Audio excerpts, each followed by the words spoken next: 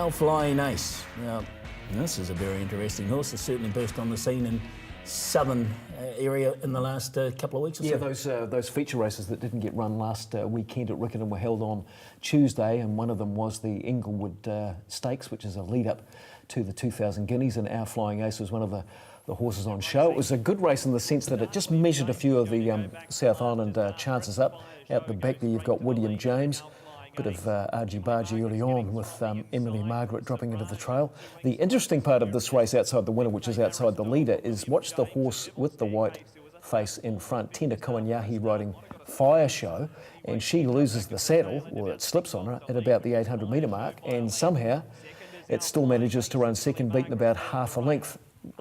Take us through what happens or what goes through your head, Hayden, when something like this happens so far out. I guess you're generally thinking I'm up the creek without the right shovel. Yeah, definitely. Yeah, it is a really worrying feeling when you're on a horse with a saddle slipped forward, particularly up over its wither, because not only you're bouncing forward, but when it goes forward, the girth is a lot looser, and the horse only needs to duck sideways and you've gone. For the horse to finish off and still run second was a very, very good effort. This was an enormous effort by Fire Show, and in particular the rider Tina Komanyahi. Now with the slip saddle gone at about the 800 metres, the eventual winners alongside of it, Our Flying Ace. Watch Our Flying Ace being ridden out over the final 150 metres. Tina Komanyahi has to be recommended for this ride, I thought, because she couldn't really do much, could she? And the horse just kept going.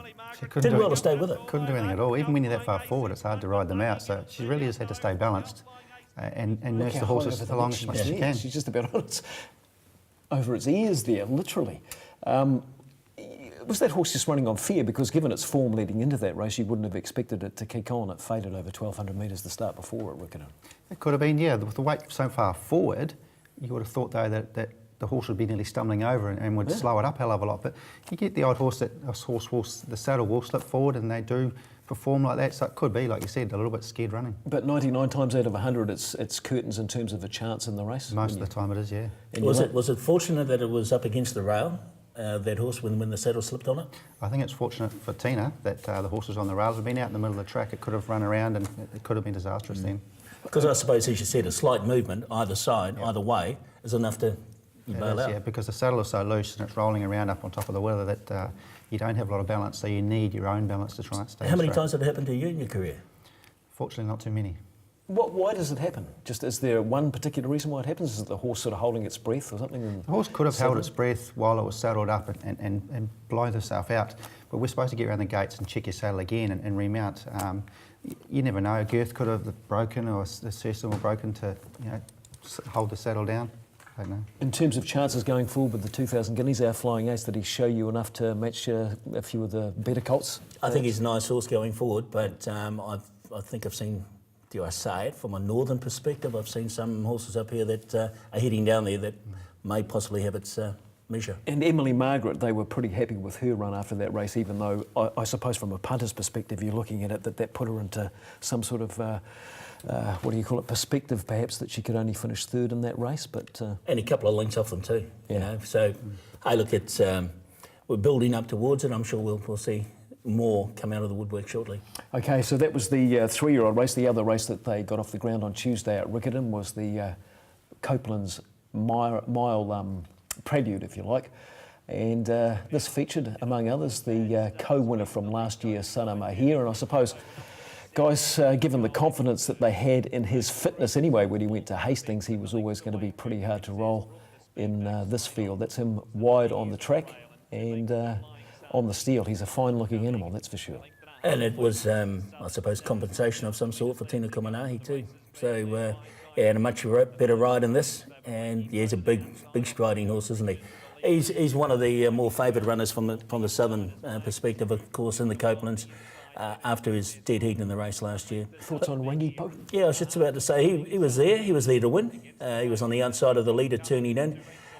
Look, he's probably a length and a half, 2 lengths off what he showed earlier on in his career, but he's the sort of horse that knows where the finish line is. This was a good finish to this race, and the winner was 3 wide throughout, but had cover and was here, presented down the outside, and I thought it was a nice run also from Flying Sardine down the outside, running on strongly for second. Still be hoping that Te Akau Shark doesn't go, won't they?